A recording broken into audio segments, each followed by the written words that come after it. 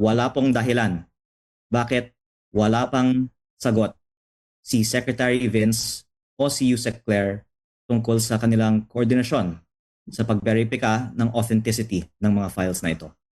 For the record, wala akong ino-authenticate na dokumento na hawak ni Kong.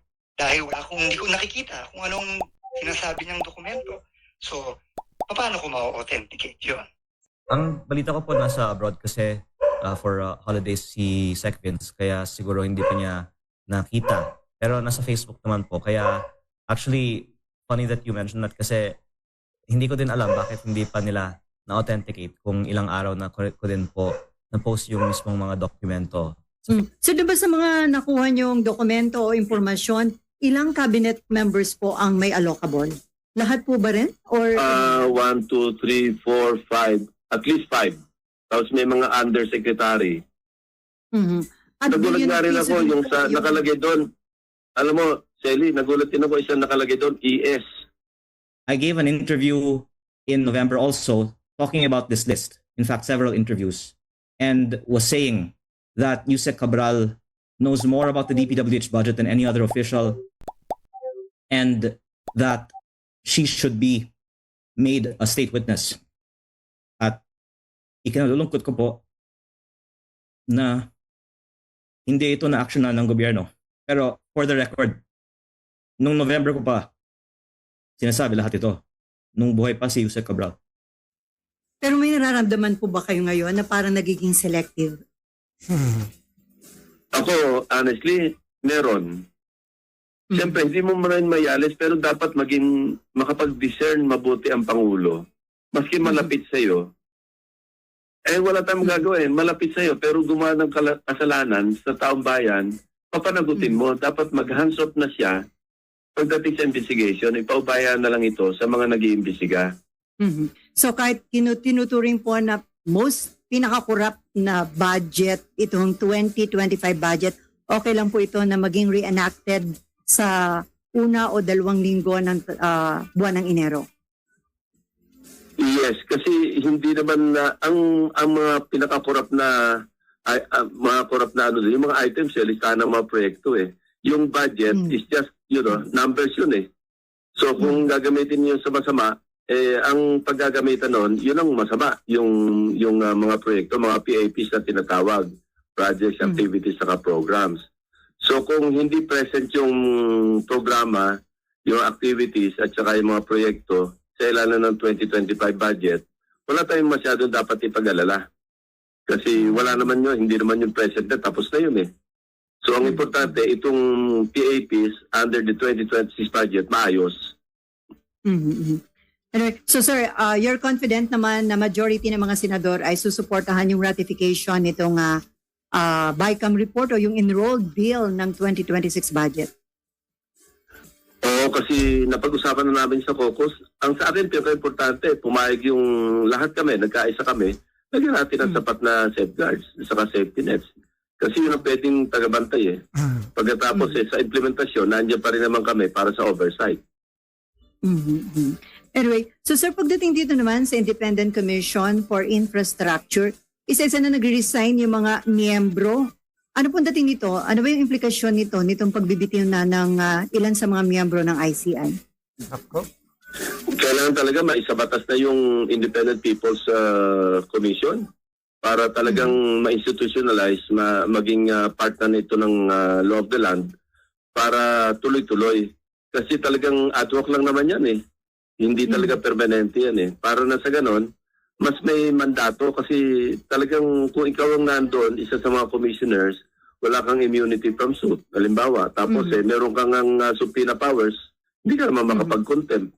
So kulang na kulang sa poder, kulang na kulang sa authority. So ang masasabi ko lang, I think, in fairness, nagawa naman nila yung dapat nilang gawin. Marami silang na-i-refer ng mga kaso. Ayaw nga nila mag-file ng complete mispo Kasi yun ang isang dahilan, wala silang immunity from suit. Baka katakot-takot na counter charges ang abuti nila. Kaya ito, nung ma-realize nila, nag-post nga sila for a while Nagulat nga ako, isang araw, biglang nando sila sa aking office, sa pangunguna ni Justice Reyes, dahil sinuspend down nila yung kanilang hearing muna dahil nga nag-alala sila doon sa issue ng yung sa immunity Tapos kaya ang gagawin nila, napag-usapan nila, dahil nakapangako na sila na open to public, naka-live stream, tutuloy nila. Pero hindi sila magpapail ng kaso bilang mga complainants, kundi i-refer lang nila sa ombudsman. Referral lang para wala silang obligasyon na mag-attend sa mga hearings at saka hindi sila mismo yung pinaka-complainant. So sir, sa tingin nyo, it's about time na i-dissolve na po yung ICI? Hindi ko dapat pangunahan. Kung ano yun nasa tingin ng Pangulo, kung hindi pa naman ka-ready yung batas, baka sayang naman kung hindi pagpatuloy kasi nakapag-serve naman talaga ng purpose. Nag-a-attend naman sa kanila, pati yung mga congressmen, mga senador na pinapatawag, nag-a-attend, inihid naman yung kanilang subpoena. So marami silang nakukuha information at katunayan marami na rin silang na-i-refer sa ombudsman para pagsagawa na ng kung hindi mang fact-finding. Ang malaking kabawasan sa trabaho ng ombudsman sa ginawa ng ICI na maski pa paano naibsan yung fact-finding, yung period no sa fact-finding. Pwedeng diretso na sa PI para mapadali. Kasi nga, di ba, nakarentan ng pangako na bago magpasko. Actually, ang unang pangako, December 15. Hindi na sunod. Bago magpasko, siyempre, yung mga kababayan natin, totohanan ba ito o hindi? Kasi maraming pangako na napako. So, kung hindi sigurado, dapat hindi na lang nakapagbitaw ng salita. Ngayon, sinasabi naman nila, pagdating ng bagong taon, may makukulong. Sino pa ba ang maniniwala kung hindi natupad yung mga unang pangako? Of course, may mga nakulong nga, pero hindi ito yung mga parang ini-expect o yung parang gusto ng mga kababayan natin na makita na ma-issue ng mga warrants of arrest. Pero sir, kayo personally, disappointed po ba kayo? Umasa kayo dun sa pangako nila na before Christmas, December 15, o kaya wala na mag-Merry Christmas doon sa mga pangunahing sangkot dito nga sa Ghost Flood Control Project? Yes, I share the disappointment of our citizens sa nangyayari. Kasi nga, napakarami. Yung sa amin lang na sinabit sa ICI, yung sinabit namin sa DOJ, sa DPWH, sapat na yun eh. Kasi doon may mga testimonya. Makokorroborate ito ng bilang mga circumstantial evidence, sabihin na natin. Doon sa mga talagang nakasaad sa budget books. Nandun din, nakalista yung mga proyekto na tinutukoy na nagkaroon ng problema. At alam naman natin kung sino yung mga proponents. Alam din natin sino nag-implementa. Meron doong mga shortcut, yung pagdedeklara na completed yung mga proyekto na hindi naman totoo. Sa privilege speech ko pa nga lang, pinakita ko na yung shortcut nila yung lahat ng mga pipirma, hindi ba? Flood control na ghost project pagkatapos nabayaran dahil shortcut yung nagkaroon ng falsification ng public documents. Hindi pa ba sapat yun para makapag-issue ng warrant of arrest? At least, kina Alcantara, kina Bryce Hernandez, kay JP Mendoza, bakit hanggang ngayon wala silang warrant of arrest? So ano yun? Yung kanilang May mga testimonya pangako? naman kung kanino napunta yung pera, hindi ba? May testimonya naman sila eh. Kung kanino binigay eh.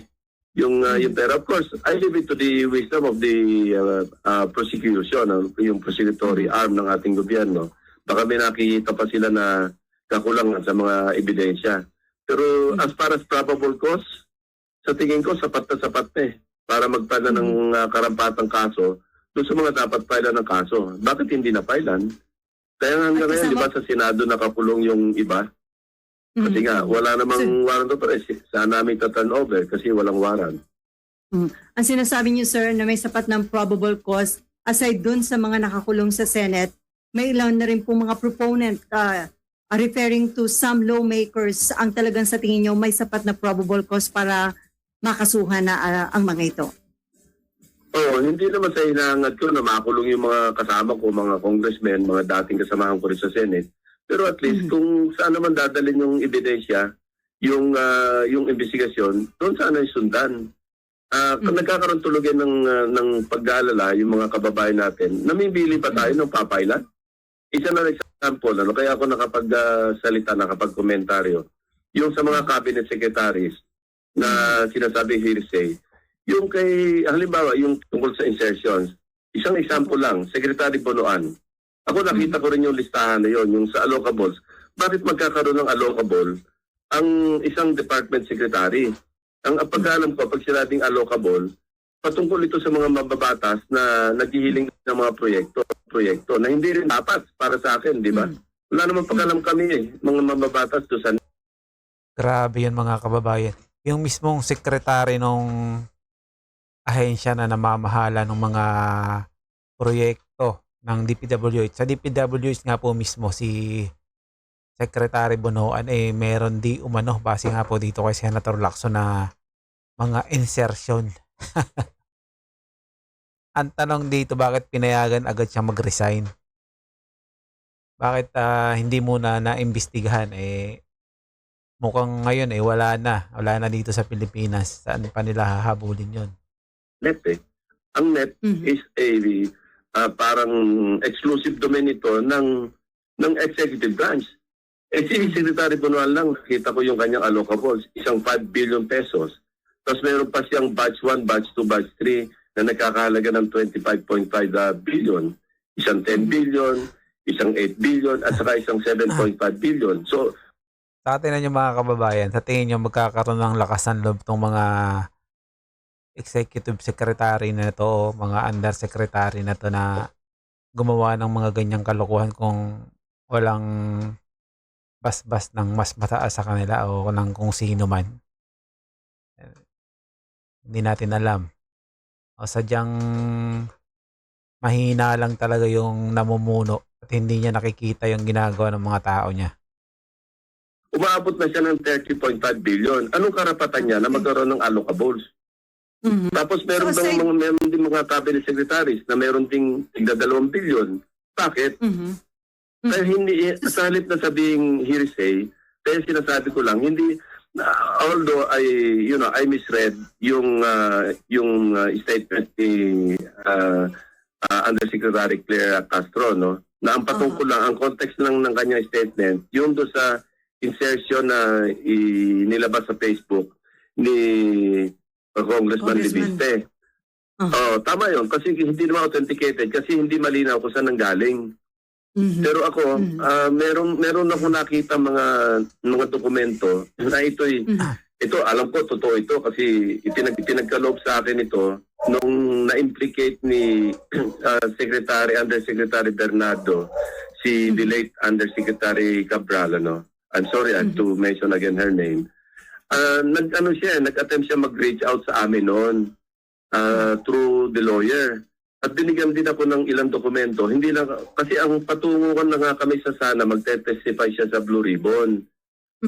Binigyan nga kami ng ilang pwede niya i-testify. At nakita ko nga doon, yung mga allocables na kasama yung mga cabinet secretaries. Nako. Na hindi lamang sa 2025 budget eh. So hindi lang kami masyadong kasi nung tinanong ko na ano yung kanya namang maibabahagi na tulad ng tulad ng ginawa ni Undersecretary Bernardo na siya mismo mayroong remorse at umamin siya at sinabi niya kung magkano yung kanyang natatanggap. So ibig sabihin pala nito mga kababayan, bago pa magsalita itong si dating Congressman Saldico, alam na nitong ni Senator Lacson na merong mga cabinet secretary na nadadami nga po dito na nababanggit yung pangalan dito sa mga insertion na to dito sa mga mula sa flood control. So ibig sabihin, kung alam na niya, bakit hindi kaya napatawag? Hindi napatawag dun sa hearing, sa Blue Ribbon, yung mga pangalan na base sa kanya, nakita niya dun sa listahan nga po nung namayapa na si Yusek Cabral. Kami medyo hindi nagkaroon ng agreement o nagkaroon ng disagreement kasi nga parang iwas siya doon. Sabi ko, bigyan muna natin ng space si Undersecretary Cabral, sabi ko doon sa lawyer, makapag-isip-isip muna siya bago ko tayo mag-usap ulit. Kasi patungo na kami sa maghaharap kami in person person to person. Sinama ko yung aking dalawang lawyers para na sa ganon, merong lawyer to lawyer na pag-uusap din. Hindi muna nag-attend noon si Undersecretary Cabral. Yun nga, that led to this tragic incident na hindi nangyari yung kanyang pag-appear, ang kanyang pag-attend at mag-testify sa Blue Ribbon. Doon na sana kami papunta. Nandun na yung first step nagbigay din sa amin ng dokumento patungkol doon sa SARO na nirelease ng DBM, Office of the Executive Secretary, na kung saan 50 billion mahigit yung nanggaling sa unprogram appropriations. Tapos nung chinek namin, nasa mga 30 billion yung flood control at napakaraming ghost projects doon sa listahan ng flood control ng mga items. So yun sana yung kanyang i-testify na maganda sana, kaya lang hindi pa kami nagkaroon kami ng minor disagreement dahil kung ay ang kanyang testimonya para iligtas yung kanyang sarili at alam naman namin hindi kasi act lang, inamin niya lang. Natawa nga kami dahil yung unang inamin niya, pareho rin ang unang inamin sa amin ni Undersecretary Bernardo nung unang kaharap namin siya. At sinabi niya, well, nakakatanggap pagka birthday, pagka Christmas, minsan ganito ang halaga. Pagkalalaki ng halaga, hindi naman pang Christmas at saka hindi pang birthday. Pero gusto ko sana, kung bago siya humarap, katulad ng ginawa namin kay Undersecretary Bernardo, yung tahasan, kumpleto, hindi yung parang may tinatago. So doon pa kami nagkaroon ng disagreement, kaya hindi natuloy yung kanyang pag-appear. Sabi ko nga sa kanya, sa abogado, kaya na munang makapag-isip-isip si Undersecretary Cabral. Nang sa ganun, para Ay, pagka sana kung naka-attend yun, di may mga nabanggit yun. At baka yung mga dapat mabanggit ayaw mabanggit ng mga boss. harap kami, yung wala na kaming hulaan, wala na kaming parang patintero. Ganun kami kay Undersecretary Bernardo Yung unang harapan namin, gano'n din salita niya. Alam nyo, hindi naman ako nagmamali ni Senator, pero minsan pag birthday ko, siyempre nabibigyan ako ng mga district engineer, dahil using ako for operations. Minsan may regalo sa akin, 100 million. Nagkatingin na lang kami ng abogado, sinenyasan ko sila na huwag nang kontrahen kasi nagsasalita na. So yung pangalawa, gano'n din, medyo paiwas. Yung pangatlo, yun, talagang nahimasmasan siya. Sabi niya, handa na ako humarap at talagang sasabihin ko na lahat ng pawang katotohanan. At gano'n na nangyari. So, ang standard ko doon kay Secretary Bernardo, yun na yung parang gold standard ko. Kung merong mag-volunteer tulad ni Undersecretary Cabral, nag-attempt siya na mag-volunteer na mag-testify at marami siyang i-implicate. Gusto ko sana yung tahasan at saka wala nang taguan. Hindi sa kasamaan palad, hindi na kami umabot doon. Kasi nga nangyari na yung nangyari sa kanya. So, yun lang ang masasabi ko. But Sally, ito, on a lighter note, I remain to be a fan of Auntie Claire, I would like to make that clear kasi naaaliw ako pag pinapanood ko yung kanyang sa YouTube. Yung niya, vlog. Talaga, hindi, pati yung sa YouTube niya, sinusundan ko yun talagang pinapanood ko lagi. Despite our disagreement in this particular case, na yun nga, sabi ko na misread ko yung context ng kanyang statement. Pero ganun pa rin para sabing hearsay, at dapat doon, maski pagka may konting probative value na pwedeng gamitin sa pagporso ng investigasyon, huwag muna sabing hearsay kasi magkakaroon ng perception yung publiko na nagkakaroon ng cover-up dahil mga cabinet secretary yung involved. So dapat, imbestigahan na muna, tingnan na muna kung saan pupunta. At kung talagang walang laman o hindi abot ng ebidensya, yung kung meron man silang kinalaman at hindi abot ng ebidensya, di wag file ng kaso. Pero wag ganitong kaaga na sasabing yung mga cabinet secretary, hearsay yan. Pero yung insertion, So diba sa mga nakuha niyong dokumento o impormasyon, ilang cabinet members po ang may allocable? Lahat po ba rin? Or 1, 2, 3, 4, 5. At least 5. Tapos may mga undersecretary. Nagulat nga rin ako yung sa nakalagay doon. Alam mo, Sally, nagulat din ako isang nakalagay doon, ES. 8 billion Secretary. Paano magkakaroon ng allocable yung ES? Yes. Kaya nga, anong project niya? Yun lang nakalagay doon, ES. Hindi ko sinasabing yung executive secretary, basta ES, 8 billion. Alam ba ang executive secretary ng bansa? Isa lang naman. 8.3 billion. So sa sa susunod na hearing ng Blue Ribbon Committee, ipupurso niyo po ba ito? At sino sa tingin niyo pwede na mag-testify tungkol dyan o pwede lang po yung mga hawak niyo ng mga dokumento? Yung mga dokumento, kasi yun nga, actually, official kasi may pwede i-authenticate yun eh. Kasi merong December 27, 2024, nung pina-release yung SARO na mga questionable.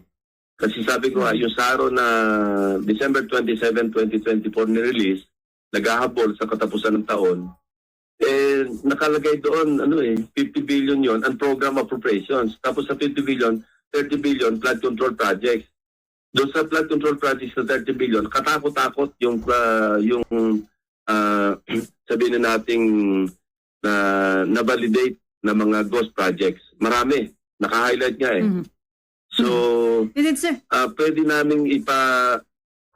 nating kung iharap sa Blue Ribbon kasi wala na nga si Undersecretary Cabral kasi pag Dapat doon, sinapubliko na yung mga ghost project na yun para na at least nalaman ng taong bayan kung saang lugar at kung sino yung engineer at sino yung proponent, yung contractor na gumawa o dapat gagawa ng proyekto na yun.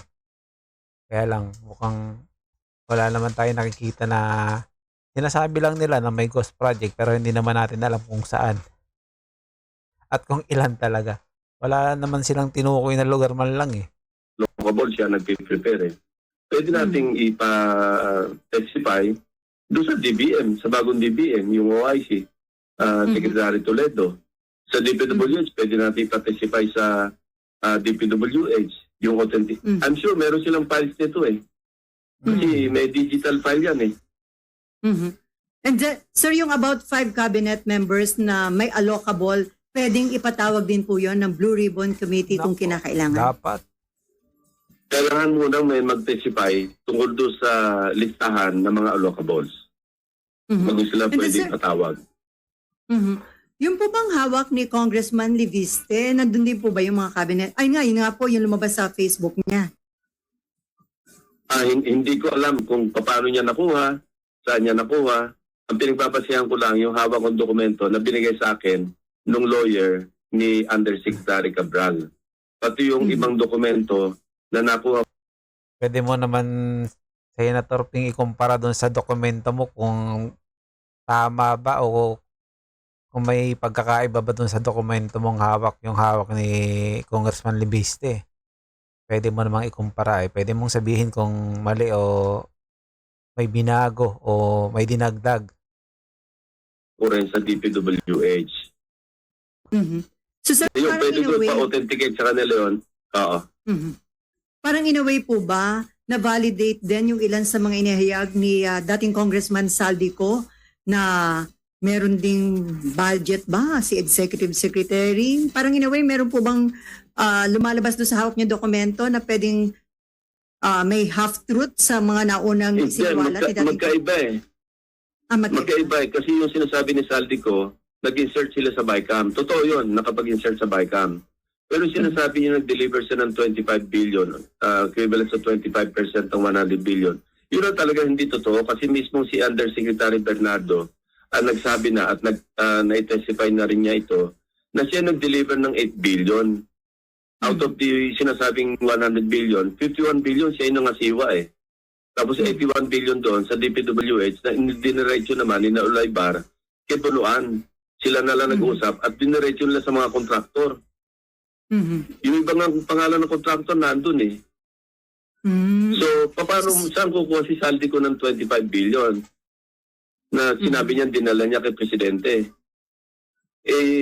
Magdodoble-doble na.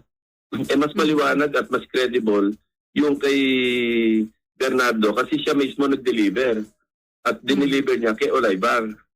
And then Sir Oliver, sir, isa rin sa mga, sa tingin nyo, may sapat ng probable cause para tuluyang siya dapat talaga ipatawag kasi implicated na siya eh.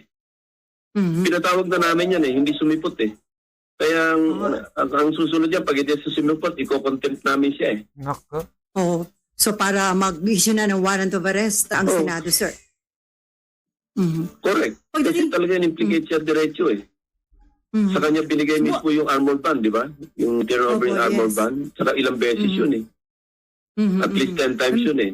Bakit hindi siya Mhm. pwedeng, pinatawag namin, hindi sumipot.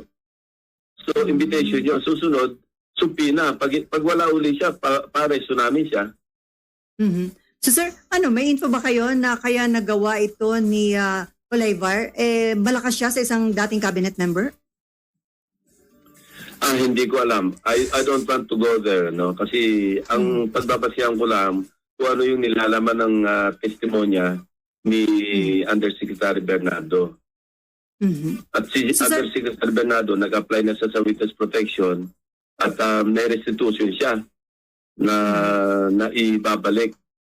Yung sa aking pag-aalam na meron siyang ibabalik katulad ni na Alcantara. At siya po Kasi ay alam ko, isa sa tingin nakapirma na niyo siya qualified sa- talaga. Memorandum of Agreement, oo. Siya po ay talagang qualified na maging state witness si ang dating Undersecretary Bernardo. Considering na may remorse at Nasa- sorry na ng pera. Call ng DOJ yun. Actually, hindi ko call yun. Pero kung ako kung sa Blue Ribbon, manggagaling ang recommendation at meron naman kami si Senate President Soto, pwede naman mag-recommend. I-recommend na namin siya. Pero he should make good with this, yung pinirmahan niya na commitment. Mhm. Sa tingin ko, estimate ko nga at least 1 billion dapat ay sa uli niya. Oh, so ano po yun? Dapat yun ay maging condition bago siya tanggapin na state witness, masoli niya yung almost 1 billion na nakulimbat niya sa Pondo ng Bayan. Nasa proseso ng WPP yon. Sila yung nakakalam no. Kaya hindi na sila magkasundo at hindi rin ako mag-agree kay Senator Marcoleta. Nakalimutan yung restitution. Mhm. Mhm. Although wala sa Sir- batas yun, pero nasa proseso yun eh.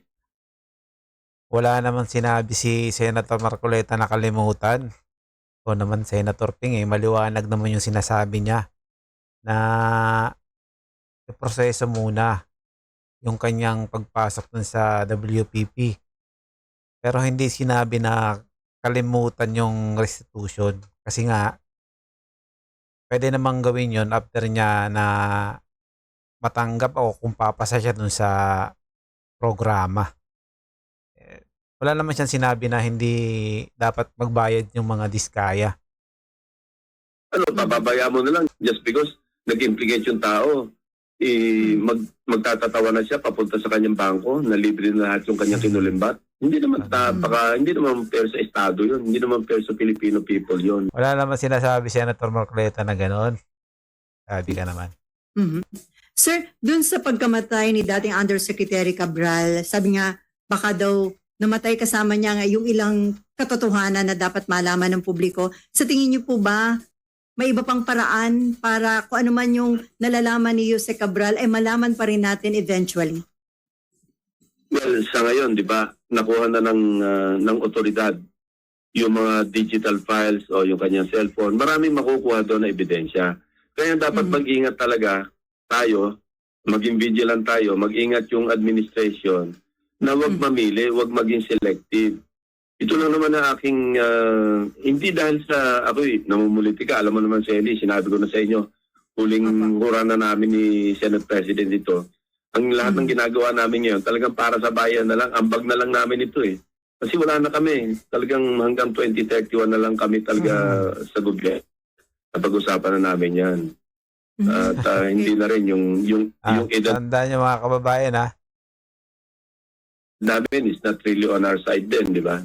So bayaan na lang namin. Kaya natutuwa kami pag may mga sumisibol na mga bagong mukha na parang yung ginagawa namin, yung reform orientation na dapat ginagawa ng mga bagong salta sa politika. Natutuwa kami pag may mga ganon. Pero tama ka, may ibang paraan para mailabas pa rin yung mga nalalaman ni Undersecretary Cabral. And who knows, baka naman may iniwanan siya talagang assuming na na talagang suicide yung kanyang ginawa. At there's good reason to believe na talagang sinadya niya yun, dahil sa pressure na hindi niya na makayanan siguro.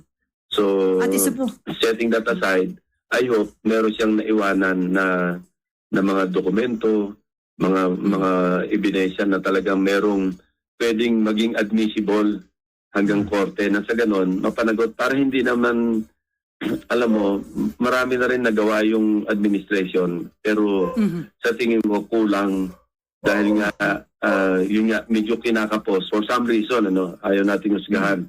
Baka meron silang ibang dahilan. Yung ombudsman, ganun din. Baka overwhelmed sila. Bigyan natin ng konti pagkakataon. Pero para nga maging selective tayo sa pagpo-prosecute, yun ang masama. Yun ang hindi makakabuti sa bayan. Ako, I still support the efforts of the president, yung administration. Huwag lang silang magkulang sana. Kasi yun nga, pag nakakarinig ako ng ganong salita na parang, although sabi ko nga mali yung context, pag sinabi mong hearsay kagad without even trying, parang nakakasakit. Sabi ko nga doon sa ibang kausap ko, nakakasira ng Pasko. So sir, sabi niyo bigyan pa ng konting panahon. Hanggang kailan yun? Yung konting panahon na pwede natin pagbigyan sila para panagutin yung mga involved dito sa mga natuklasan na katiwalian, lalo na ho sa flood control projects? Hindi ako naniniwala sa deadline eh. Reasonable time, no? Basta sigurado lang, okay lang na medyo maantala. Pero init na yung mga kababayan natin eh. Dahil nakita nila yung mga ebidensya sa Blue Ribbon, nakita nila ebidensya sa mga pahayag sa media. Kita naman ang mga ebidensya eh. Although pagdating sa korte, iba ang labanan. Hindi labanan ng perception yan eh. Labanan ng ebidensya talaga yan. So siguro, ito rin yung tinutumbok na ombudsman na sinisigurado nila yung certainty ng conviction. Hindi yung para makulong lang pagkatapos ma-acquit din.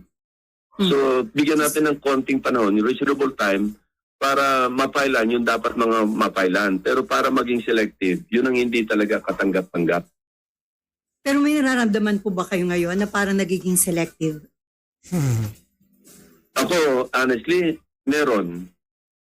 Siyempre, hindi mo rin mayalis, pero dapat maging makapag-discern mabuti ang Pangulo. Maski malapit sa'yo. Wala tayong gagawin. Malapit sa'yo, pero gumawa ng kasalanan sa taong bayan, papanagutin mo. Dapat mag-hands off na siya pagdating sa investigation. Ipaubayan na lang ito sa mga nag-iimbestiga. Kasi kung hindi, maku-question eh. Magkakaroon ng question, bakit ito nalibre? Samantalang alam natin, kitang-kita ebidensya, ba't libre natin? So hindi maganda para sa nalalabing ilang taon pa niya sa panunungkulan. Ako ay sympathize with him na lalo itong latest na trust approval rating niya, medyo bumaba siya sa survey. World record yun. Kauna-unahang presidente ng Pilipinas na nagkaroon ng ganun na -3 na trust rating. Inama na. That's not good for the country kasi siya yung leader ng ating bansa. Siyempre, matutuwa yung mga kalaban niya sa politika. Pero kung mahal natin ang ating bansa, kalaban man natin siya o hindi, alam mo, mas mainam na yung maging stable, magkaroon stability yung ating gobyerno. Hindi naman natutuwa yung mga kalaban dahil ganun kababa. Hindi natutuwa dahil dun sa performance niya. Hindi dahil ganun yung nakuha niya. Nang sa ganun,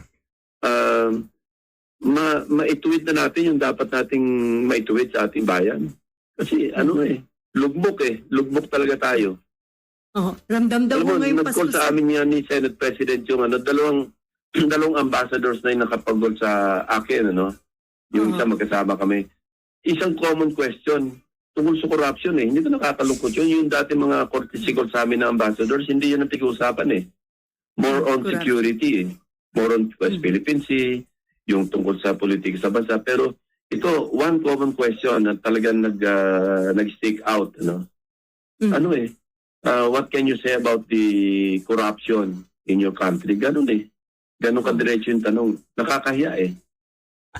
So yun pala yung napaka-negative ng impression ng ibang bansa sa atin dahil dito sa issue ng corruption. At kung sir magpapatuloy, sabi nyo nga, naiinip na yung taong bayan at kung may observation na para nagiging selective, maari po ba yun na maging dahilan para lalong bumagsak yung trust rating ng Pangulo na ngayon po nasa negative na? Positive ang tingnan natin. Dapat talaga maituloy-tuloy itong investigasyon. Makulong yung dapat makulong. Yun na lang masasabi ko.